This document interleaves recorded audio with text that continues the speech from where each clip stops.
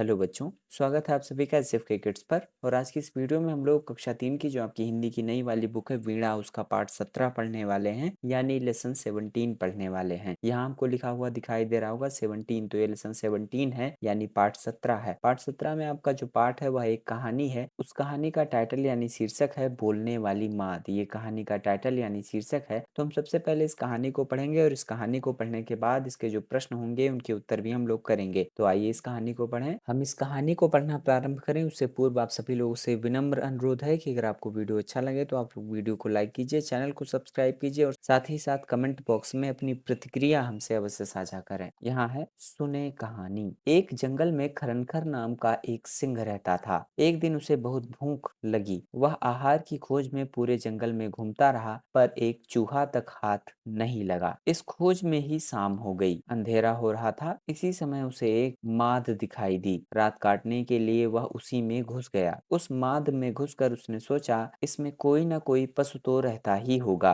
जब वह विश्राम करने के लिए इसमें घुसेगा, मैं उसे दबोच लूंगा। यह सोचकर वह उस माद में एक ओर छिपकर बैठ गया। उस माद में दधिपुच्छ नाम का एक सियार रहा करता था। वह माद की ओर आ रहा था। माद के द्वार पर आकर उसने देखा तो उसे सिंह के पैरों के चिन्ह दिखाई दिए। चिन्ह माद की ओर जाने के लिए तो थे, पर लौटने के नहीं थे। सोचा, हे भगवान, आज तो मेरी जान पर ही आ बनी। इसके भीतर अवश्य कोई सिंह घुसा बैठा है। उसे समझ में नहीं आ रहा था कि वह क्या करे। वह पता करना चाहता था कि सिंह इस समय भी माद के भीतर ही है या बाहर निकल गया है। सोचने से क्या नहीं हो सकता। सोचते सोचते उसे एक उपाय सूझ ही गया। माद के द्वार पर जाकर उसने पुकारा, ए मेरी माद, ए मेरी माद। पुकार कर वह चुप हो गया। कुछ देर बाद उसने कहा, अरे तुझे क्या हो गया है? आज बोलती क्यों नहीं? पहले तो जब मैं तुझे पुकारा करता था तू झट बोल पड़ती थी। क्या तू यह भूल गई कि मैंने तुझसे कहा था कि मैं जब भी बाहर से आऊंगा तब तुझे पुकारूंगा, और जब तू उत्तर देगी उसके बाद ही मैं माद के भीतर आऊंगा। यदि तूने इस बार भी न उत्तर दिया तो मैं तुझे छोड़कर किसी दूसरी माद में चला जाऊंगा। अब सिंह को विश्वास हो गया कि सियार के पुकारने पर यह माद सचमुच उत्तर दिया करती है। उसने सोचा, आज मैं आ गया हूँ, इसलिए डर के मारे इसके मुंह से ध्वनि नहीं निकल रही है। उसने सोचा, यह माद नहीं बोलती तो कोई बात नहीं, इसके स्थान पर मैं ही उत्तर दे देता हूँ। यदि चुप रहा तो हाथ आया शिकार भी चला जाएगा। यह सोचकर सिंह ने उसका उत्तर दे दिया। उसकी दहाड़ से वह माद तो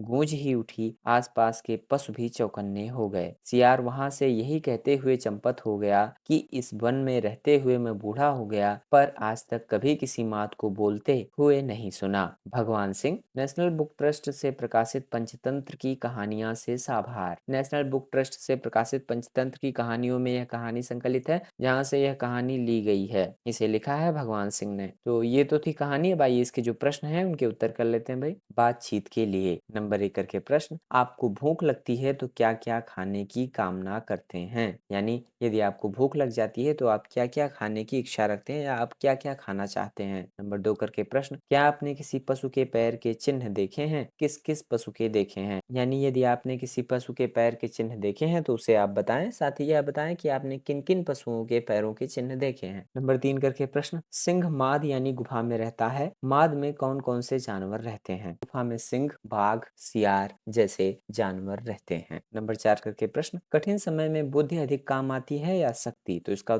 उत्तर लिखिए, कठिन समय में बुद्धि अधिक काम आती है, ना कि शक्ति। सोचिए और लिखिए। नंबर 1 करके प्रश्न, दधिपुच्छ ने कैसे जाना कि माद में खरनखर बैठा है? तो इसका उत्तर लिखिए, दधिपुच्छ ने माद के बाहर खरनखर के पद चिन्हों से जाना कि खरनखर माद में बैठा है। नंबर 2 करके प्रश्न, इस कहानी में सिंह का नाम खरनखर है और सियार का नाम दधिपुच्छ। आप इनके क्या नाम रखेंगे? तो इसका उत्तर लिखिए, हम इस कहानी के सियार का नाम चतुरसेन तथा सिंह का नाम मूढ़सेन रखेंगे। नंबर 3 करके प्रश्न, यदि आप सिंह के स्थान पर होते तो क्या करते? तो इसका उत्तर लिखिए, यदि हम सिंह के स्थान पर होते तो दधिपुच्छ के पुकारने पर ना बोलते। नंबर 4 करके प्रश्न, जब सियार ने पुकारा, ए मेरी माद, ए मेरी माद, तब सिंह ने उत्तर दिया। सिंह ने उत्तर में क्या कहा होगा? तो इसका उत्तर लिखिए, जब सियार ने माद को पुकारा तब सिंह ने उत्तर में कहा होगा, आओ अंदर आ जाओ, मैं माद बोल रही हूँ। शब्दों का खेल। नंबर 1 करके प्रश्न, कहानी में माद शब्द कितनी बार आया है? तो इसका उत्तर लिखिए 17 टाइम यानी 17 बार। नंबर 2 करके प्रश्न, कहानी में आए चंद्रबिंदु वाले शब्द छांट कर लिखिए, यानी ऐसे शब्द जिनमें चंद्रबिंदु लगे हैं। तो यहाँ लिखिए अंधेरा,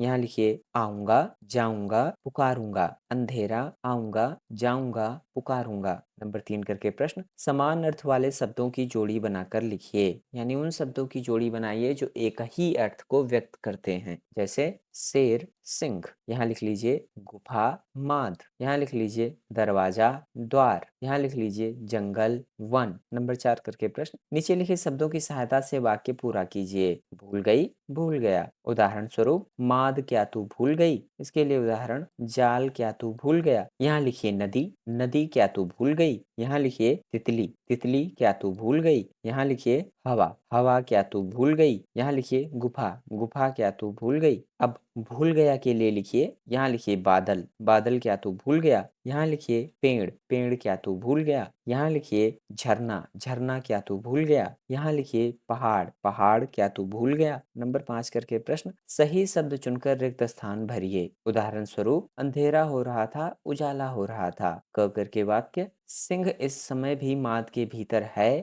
या? तो यहाँ लिखिए बाहर, निकल गया। सिंह इस समय भी माद के भीतर है या बाहर निकल गया। ख करके वाक्य, आज बोलती क्यों नहीं? यहाँ लिखिए चुप क्यों है? आज बोलती क्यों नहीं, चुप क्यों है। ग करके वाक्य, मैं बूढ़ा हो गया हूँ, पहले तो मैं, यहाँ लिखिए जवान था। मैं बूढ़ा हो गया हूँ, पहले तो मैं जवान था। घ करके वाक्य, यह माद झूठ मूठ ही जवाब देती है या फिर? तो यहाँ लिखिए सचमुच बोलती है। यह माद झूठ मूठ ही जवाब देती है या फिर सचमुच बोलती है। नंबर 6 करके प्रश्न, सही अर्थ की जोड़ी बनाइए। क करके वाक्य, एक चूहा तक हाथ नहीं लगा, इसे यहाँ मिला देंगे, कोई शिकार नहीं मिला। ख करके वाक्य, मेरी जान पर ही आ जाती, तो इसको मिला देंगे, बड़ी संकट में फंस गया।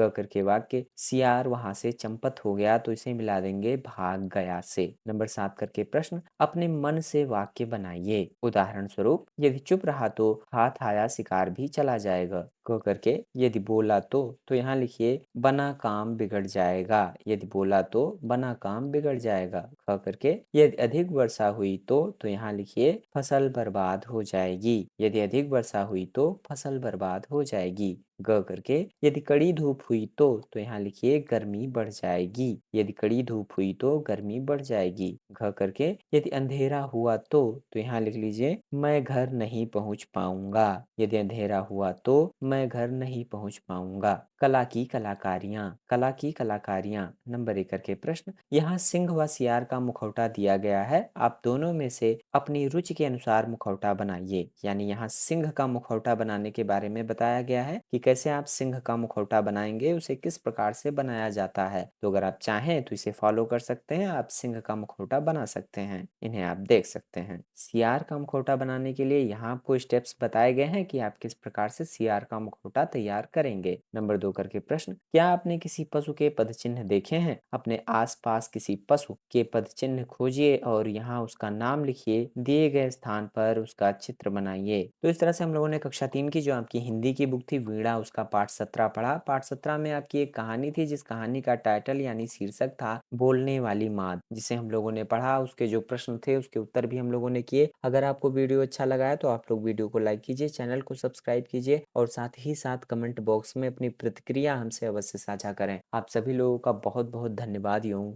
आभार।